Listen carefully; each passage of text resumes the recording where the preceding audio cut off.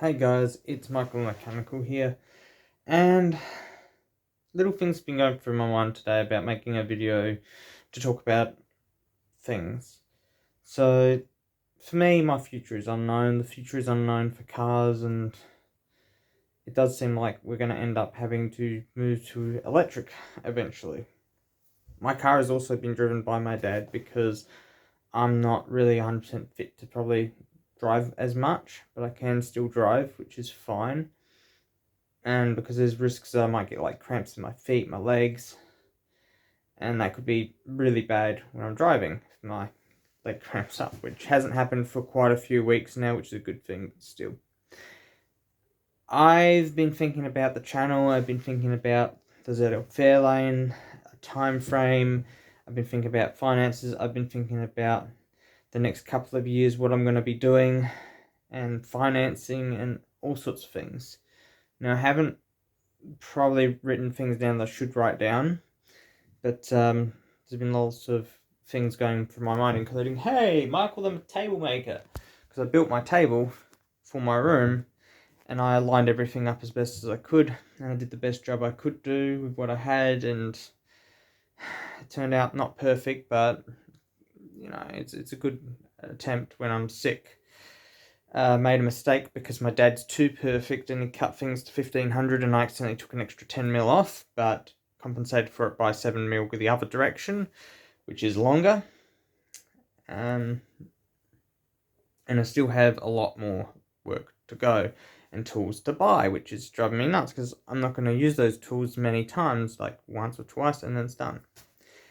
So, in my current predicament, in my current situation, people might want to know about the ZL Fairlane.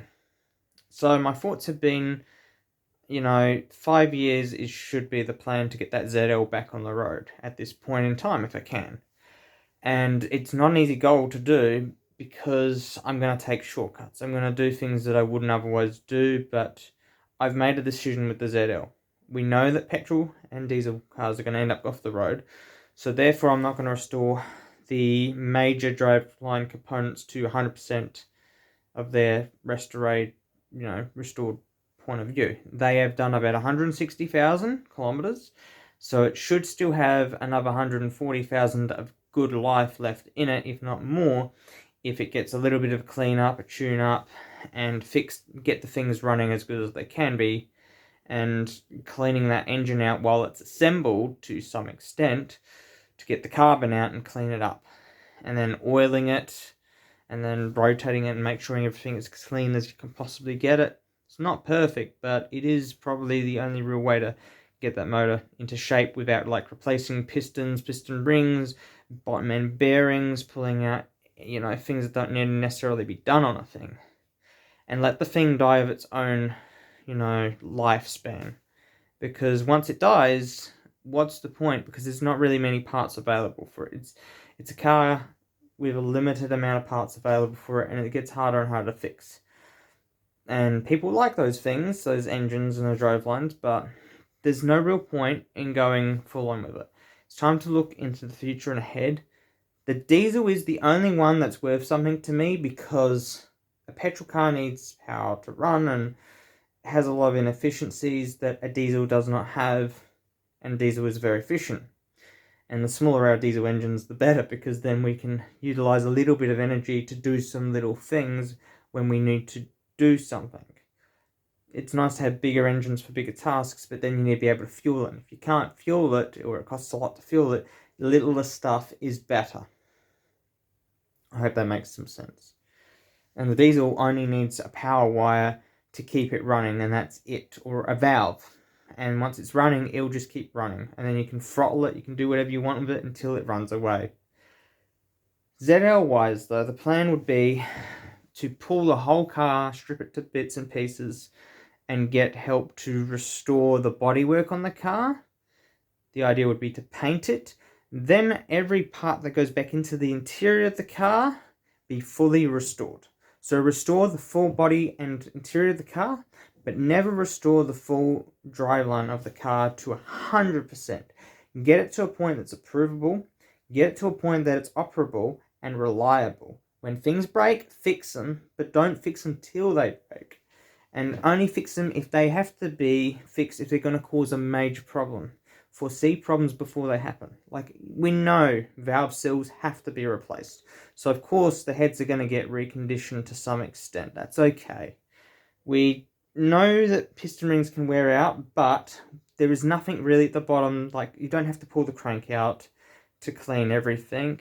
Maybe take the caps off and check your bearings if you want, but you don't have to replace the bearings all the time. If the clearances are good enough, they're good enough. The same with the piston rings, and the only problem you got is the carbon build up in between, like the ring and the walls and all the muck in between. What you want is oil.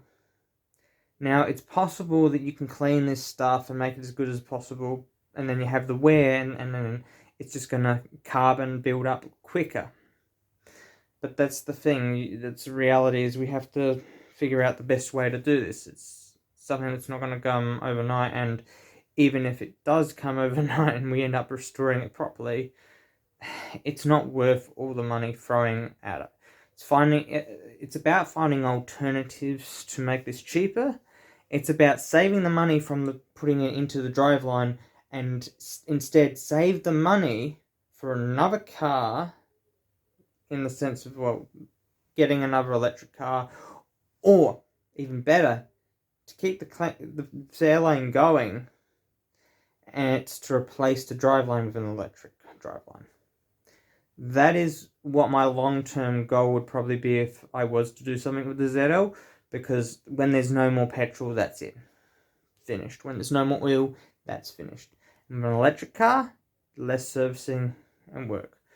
But by getting it running, the idea is you get the experience, the thrill, the sense, the feeling, the sound of the car, and then you can tweak that into your electric car, so when you're driving, you can have that sound play for you, and maybe even try to find a way to get that vibration sort of feeling through the car that you like, if you want that vibration.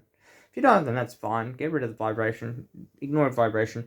But the sound is the thing that people might want with their car. Like, you know, every car's going to sound different, because once cars are gone, you can't make those sounds anymore. You're only going to have the humming of the electric engine, and I'm pretty sure people like the classic sounds of their cars, and once you can't fuel them anymore, then that sound's gone for good. So getting the right sounds for every point of the car, having little speakers set up every point of the car when you're driving it going for a cruise, and you just want that experience, you can just flick a switch and have the sounds.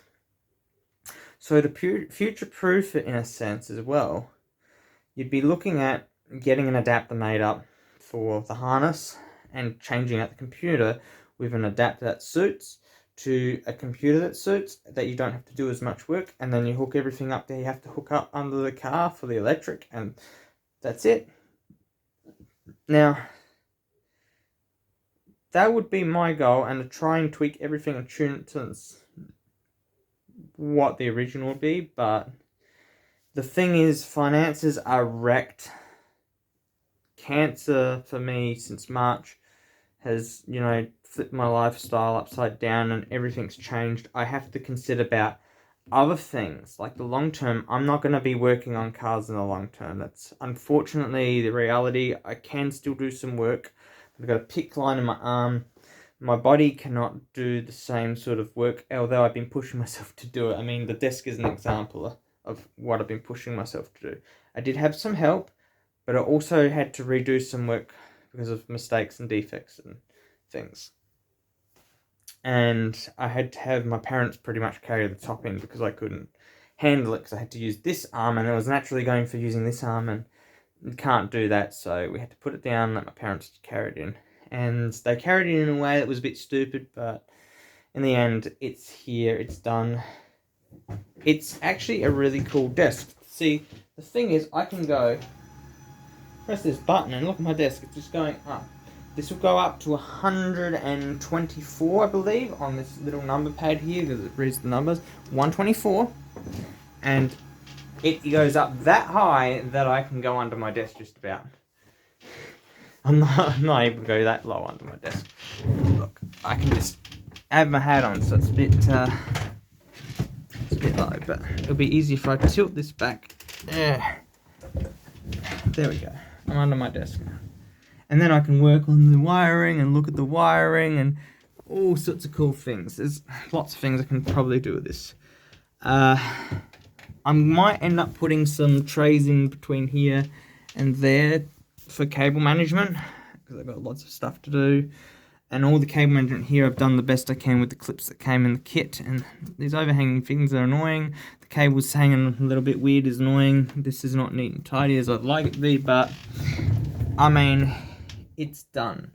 This cable here should really get support over to here, or even better, take this cable, go all the way to the power point over there, and try to make it as nice and neat and functional as possible. Now I'm hitting the carpet, which was always the Trojan horse of this build. And I have a defect here, but I can fix it because I'm going to get the piece and I'm going to cut it a little bit and sand it. And then I'm going to put some Aquadeer on there, clamp it done. And once I'm ready to, what I'll do with some of those defects, like the seams, which I don't really want and I can't help because that's what the saw blades do, is I can use some white putty, a little bit of white putty, push it into the grooves and then sand it. I can then further maybe put some paint on it and then do it as smooth as possible and try to get it to soak the colour in, soak the white into the wood, which it can probably do. You can get some paint markers and soak it into the wood a bit, and maybe use a heat gun to try and dry it quickly before it swells up the wood. And that should help get the colour in. From there, stain it, maybe lightly sand it with the finest sanding we can probably do, and done. It won't be perfect, but it'll be smooth. You won't see the seam as much. It'll be less noticeable because it'll be white and stained, and yeah, it'll still not be perfect, but it's better than nothing. You'll have the seam otherwise. I couldn't do it in one piece, it would cost too much. The wood material for that was hard to get, and what I wanted to do didn't turn out. Dad changed the build.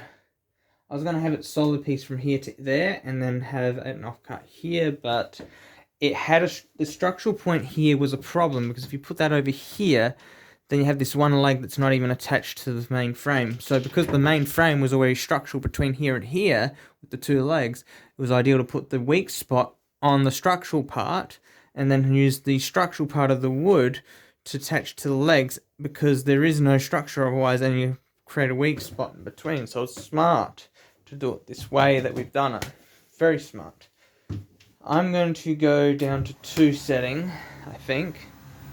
It's not perfect, but it's cool. This is my desk. This here has costed me about $1,500 to build thus far. There are better deals than that if you guys wanted your own desk and you want to do something similar. You don't have to do what I've done. And I think I've undersized my desk a little bit, but I've also oversized it. I like to talk about so many things, don't I? But I used to actually, when I'm sitting at my desk, my feet used to hit the walls and kick the walls. I can't even reach the walls from this position, and it's comfortable enough. I used to push my chair right under, and I can reach the desk now. You can see my shoe just there.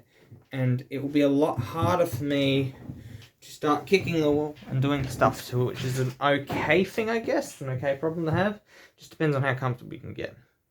And ideally, I would like a recliner leg set that goes here, so I can recline up and lift my legs up and recline the chair back, maybe fall asleep at my desk every now and then or something. Yeah, but there's a lot going on in my life at the moment, because I got to change things. I still got to build my hutch, and with the table going that high, you got the risk of hitting the roof with anything you put on top, which is a problem. And I have over here, my bed's full of pillows and stuff. My nana made those 2 pillows for me, and she gave me the hat, that black hat. It's less nice than this beanie because it doesn't look right on me. And I've been trying to figure out how I'm going to clean up my wiring, because it's a mess, and as it is, nothing's finished. But it's been an exhausting day. I've had vincristine today, I've had Ambazone, and all these medications cost a lot of money. I don't have money, and the government pays for it to try and keep me alive, because the medical system doesn't want me to die. And it's like, I'm not ever going to be able to make that kind of money to pay this back employment is going to be harder for me in the future, because people are going to look at me as more of a liability now than I was before, and be like, nah, I'm not taking the risk. They will not take the risk on someone who's had cancer because of that. But I could be wrong. I hope I'm wrong. I don't want to be right about that, because I want to have an opportunity to work, earn money, do things, and so on. So the question right now is, how can I finance everything that I might want to do? Like the car outside, the ZL. How can I finance that's a problem? And how can I finance finishing off this desk? How can I finish financing off cleaning up and organising things? Sadly, one of the things I was thinking about doing, and I'm going to probably try to do, is selling off some of the parts that I've accumulated for the Triton and the Pajero. If I can sell some parts, I can make some money, a little bit at least, if anyone wants parts or needs parts. By selling them, maybe at a hugely reduced rate, which kind of sucks for me, but it's better, or even giving people the opportunity to say, look, I need a really good part for my car and I want it to be done right, I can organise that, because I've done it. My car is a living example of my workmanship. Although I've made mistakes, I know how to rectify those mistakes. And I've learnt so much from it that it's worth having my knowledge to say, look, we'll take it. This crank, you can have it cheaply, but if you want it restored, I will organise the restoring and get it all done, but it will cost you about this much at the end of the day if you want this crank restored. If you want, we'll restore your crank, or we restore them both at an even better rate again. But I don't have to buy your crank off you. You just give it to me and I'll get it restored along with this one. And if you want a spare, you can have a spare. And figure out the best plan. And try to make some money somehow. It's the best thing I can do, but the problem with me handling these parts is I'm limited to 10 kilos on this arm. So a crank is too heavy for me to carry. Then we have the cast iron blocks. I've got 2 cast iron blocks spare, but I also have 2 in cars. So that's a total of 4 engines. Now, one of them has a crack, and I'm going to get that fixed because it was high tensile steel that cracked the block there, but it's only minor. So it's not a really huge worry point. I wouldn't even have to worry about it if it wasn't going to crack, but it's going to crack up the block if I leave it there, and it'll get further and further and crack the block. So fixing it while it's minor, best idea possible, because all they need to do is they need to grind in a little spot about 1 centimetre, grind it, fill it up with weld, drill the hole to the right dimensions, maybe grind it a little bit, and then grind the outside, and it's fixed. But you have to do it at the right temperatures. You have to get the right people to do this stuff, and then it'll be safe. It was only a minor crack, thankfully, and I didn't know until I pulled the engine apart and found that crack when I was doing some work on it. It only showed once I cleaned off the gasket material. And thankfully, it was just in that one spot. Now I know that I'll turn down the dial on the parts and change maybe the material being used so it's not high tensile steel. That's getting hot is what caused that crack in the block, because the steel didn't have the right clearances. That's what happened. And it's high tensile, so it's stronger than the block, and if it was mild steel, it'd be softer, that it would form differently and it wouldn't crack the block, because it's not a strong enough material that can do that sort of damage to the block. I'm surprised it didn't crack the head, but the head is a stretchable, malleable material, whereas you have 2 hard surfaces against each other, one of them's going to break the other. So for the next couple of years, it's a really good question of what I'm going to do. I've still got some work on my Triton to do, and unfortunately can't really record things because I've got a broken camera. I've got my hand camera, and you can see every now and then the camera likes to do some walking of its own because it's a phone. So it's harder to do video footage now because it's not like it's on a pole or anything, and the poles always break, so there's no high quality things there. I can't do merchandising because I don't have really high art skills, and even if I did merchandising, facing the facts, I don't even think I'm going to sell much. I don't believe I will. I don't feel like there's any merchandise that anyone would really want me to make or be interested in, because part of the revenue from those sales would help finance some of the projects. Even replacing the camera that's broken helping in some cases with finishing off this table is sort of thing, like getting head on these things that I don't have to worry about them, and then I can start saving for other things and then build up a bulk of money that then when I can get the ZL, start getting that done. And if I have a new cameras, and can talk to businesses about recording as well, and then paying a little bit of an additional fee for the recording and the photos and all that stuff, then we can make some content for the Michael Mechanical channel for you guys to tell you about where it's at, and try to make something really cool for you guys, because I want to do the best I can do, but I'm not in every field professional. I'm not as good as the world. I can solve a lot of problems. I'm really good at fixing things. I'm really good at a lot of things. But with this is not me because I'm not a carpenter. But I did a good job. Here I did a 0-degree cut. But as you can see, there's a bit of a seam here where it's not smooth. And here is where I had to cut. I had to not touch this, and I had to touch this because this had an overhang of about that many inches. So I had to cut that. This thing here is not screwed in tightly because then you have the ability to move it in and out, and if something hits it, it does have that little bit of play that it's not likely to break, as not as likely to break. Then you can see my desk. I have some messy stuff here, I have some messy stuff here. It gets stressful. A lot of things in life do get stressful. Being in this room, it's small, it's tiny, it's stressful. I'm not allowed to work for 2 years, and especially since when the transplant happens, for the next 2 years after transplant, I'm not allowed to work. I'm on a pension.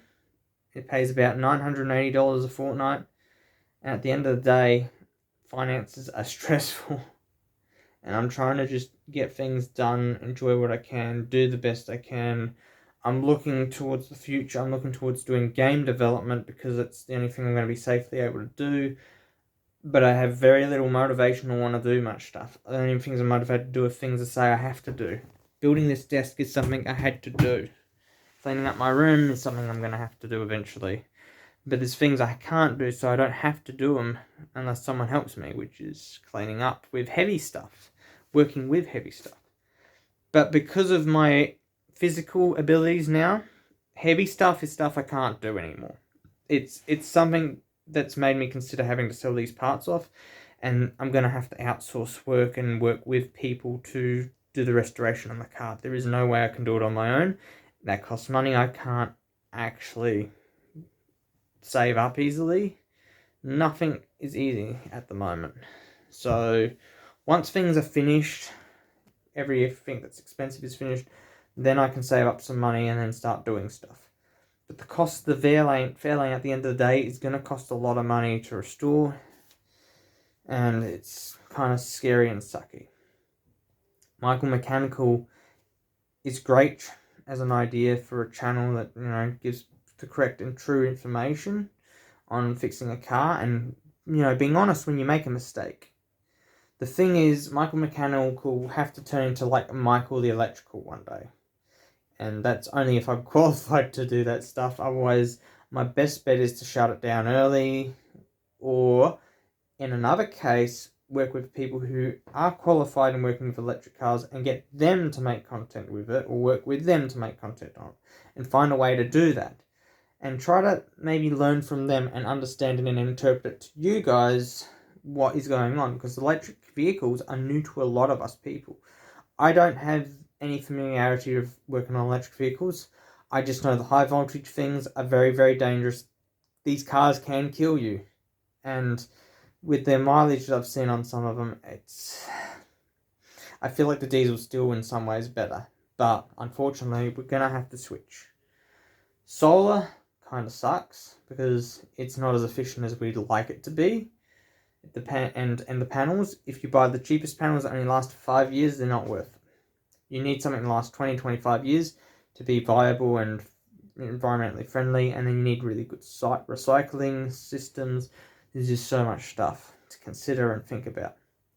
And it would be nice to find business models where you can work with other people, pitch in and be a part of something, turns into something viable, and then have a job for yourself in some way, capacity. You know, even if you have to step back from some things, you can at least do some job and work and earn some money and then put it back into projects, even as part of the business. If you love the business, who cares that you're putting money back into the business to do something to help the business?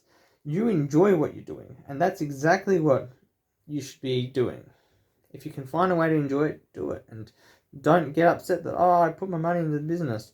In the end, it's called reinvesting back into the business on an idea that you present or you want to be a part of and want to get to the front of something.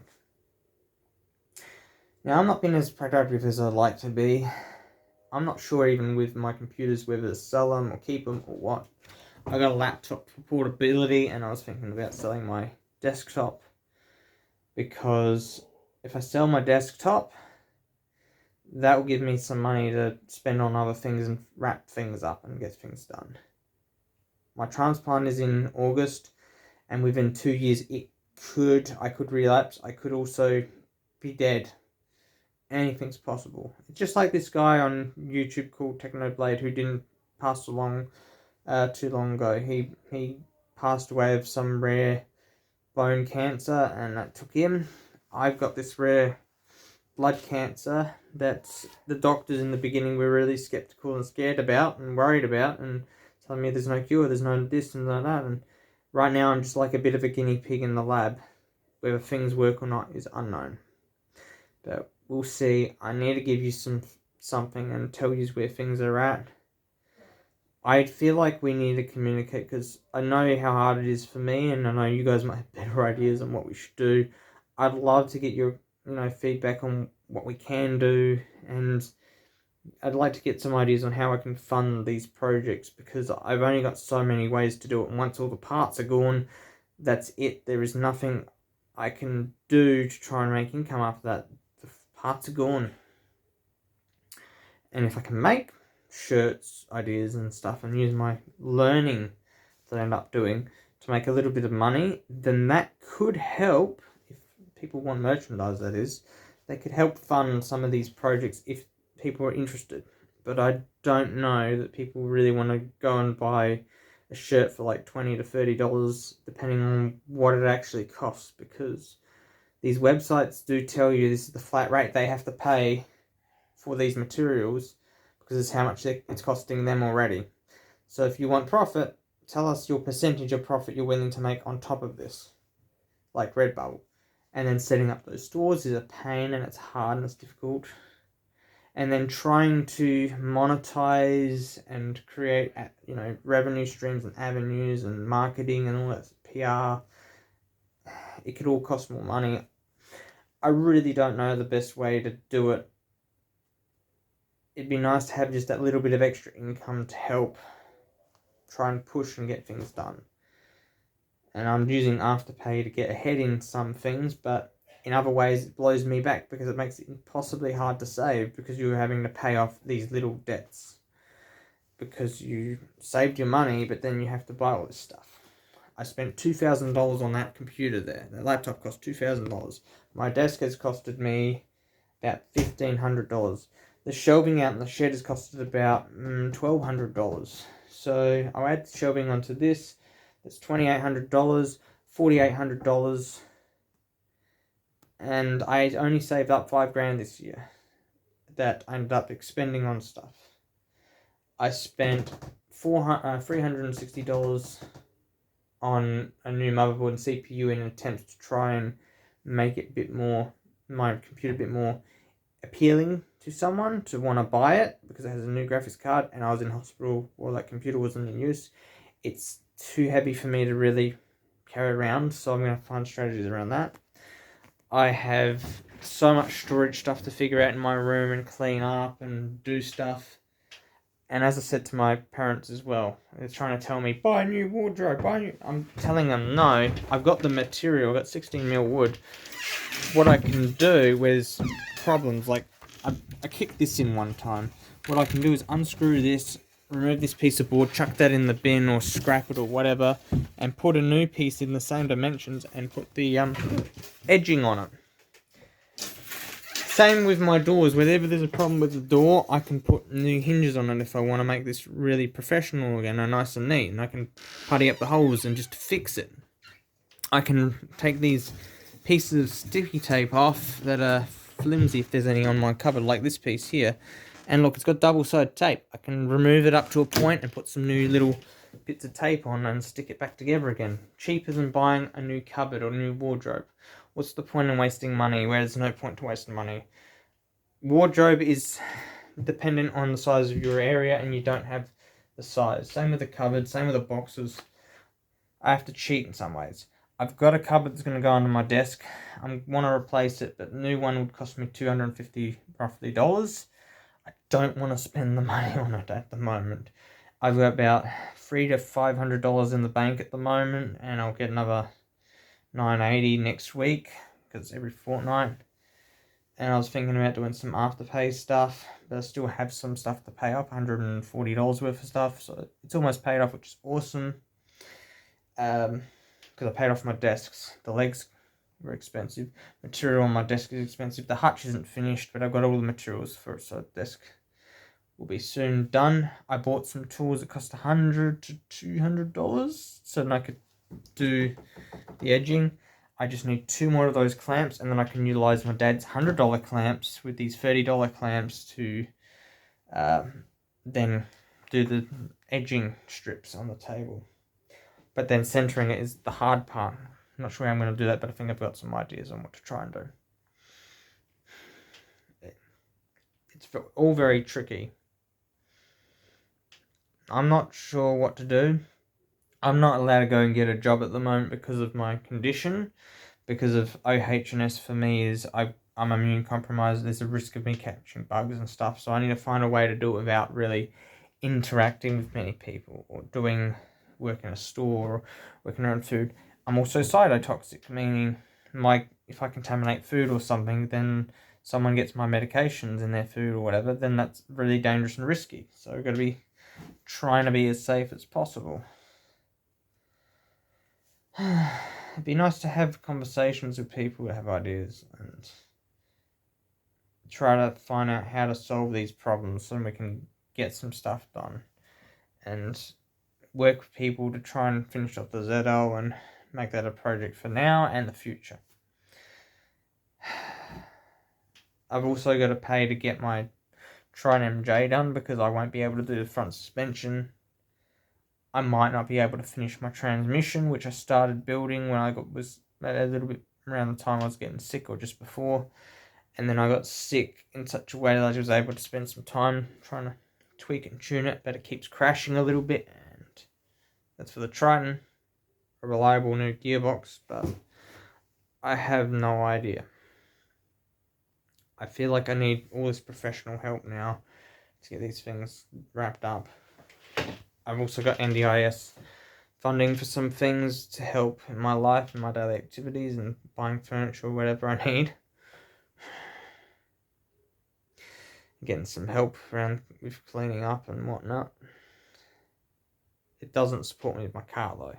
It's not for that.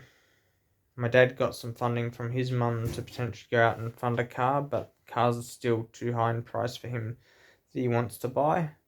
So he's going to drive my car and hopefully it doesn't break or nothing goes wrong with it. I want to prevent things going wrong with my car because there's risks that it misses a little bit of an oil top up, and it destroys the engine or something goes majorly wrong. Or it has a lifespan expectancy that's lower than it should be. In the next 15 years, within the next 15 years, my car could be off the road. My car could be still running if I'm allowed to drive it still. But also I could convert it to electric. I'm thinking of converting my car to electric, but I'm also thinking of not because it's a ute and it will just lower its payload capacity unless somehow I can get it engineered to be otherwise. Or if I can buy another ute or build a new chassis for it to suit the situation and get it engineered and all that stuff and get an upper license so that I can drive it and pay higher fees that I can have my ute that does ute stuff. There's so many things to think about and ideas. unfortunately it's a long video, and I don't think there's really much more we should really talk about, because it just gets boring and lazy. I appreciate your time, guys. I do, and I appreciate any ideas, any support you have for me, and even coming together to collaborate on something might be a good idea. I don't know what we can do, but let's find out what we can actually do, because this is a really difficult situation, and I don't know what you guys want to do. I don't know what I want to do. I don't know what's going to be viable. But this channel did grow. It did grow while I was well, and I was happy with that, and I wanted to try and keep doing videos for it and get it to those goals where I could monetize a little bit, that I could then fund newer equipment and then fund new projects and stuff, because nothing comes cheap. If you look at Mr. Beast, some of his videos cost like $90,000 each to make for people, and he doesn't, I don't think he would lie. And he also did something silly recently where he risked, dying from starvation, and if he just ate one from refeeding syndrome, if he got refeeding syndrome, that could have killed him. Some very dangerous stuff. But anyway, it's Michael Mechanical. I'm going to sign out for this video. I'm going to have a drink, get ready for bed soon, and go to bed eventually, and try to find out how I can clean up. It's been a very exhausting day, but I've had to do what I have to do. Take care, look after yourselves, and stay healthy and safe. Bye.